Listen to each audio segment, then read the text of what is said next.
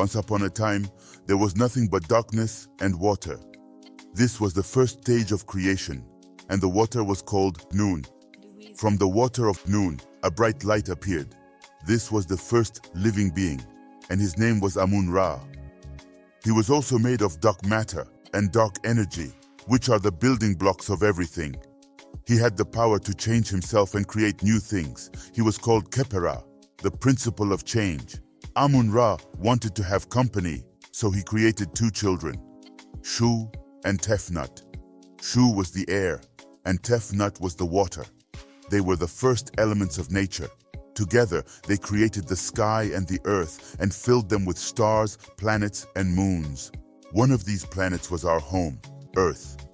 Amun-Ra also created a special substance called Kem-Ur, which means the perfect black. This was also called melanin, and it was the gateway from non-life to life. It was a fundamental part of all living things, and it gave them color, strength, and intelligence. Amun-Ra used Kem-Ur to create the first animals and plants on Earth. But Amun-Ra was not satisfied. He wanted to create beings that could think, speak, and worship him. So he asked one of his children, Khnum, to help him.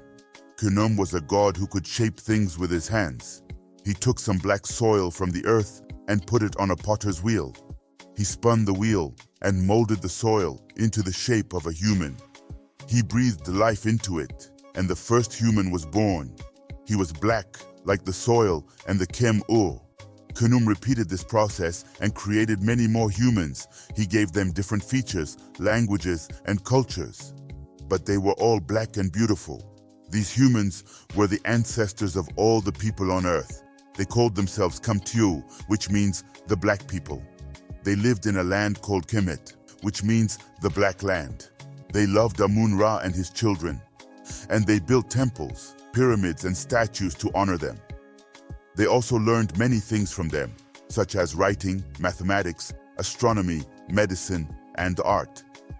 They became the most advanced civilization in the world, and they spread their knowledge and culture to other lands. The Kamtiu were proud of their blackness, and they celebrated it in many ways.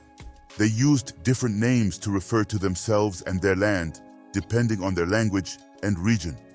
For example, some of them called themselves Obibini, Farafin, Ndombe, Adulawo, Ndi Oji, Nitkunul, and Burnesen.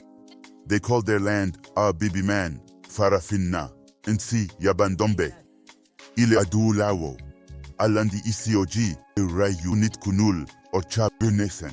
But they all meant the same thing, the black people and the black land. The Kamtiu were happy and prosperous, and they lived in harmony with nature and each other. They were the children of Amun-Ra, the first light and the first life. They were the heirs of Khepera, the principle of change. They were the carriers of Kem-Ur, the perfect black. They were the makers of history, the creators of civilization. They were the Kamtiu, the black people, and they lived happily ever after.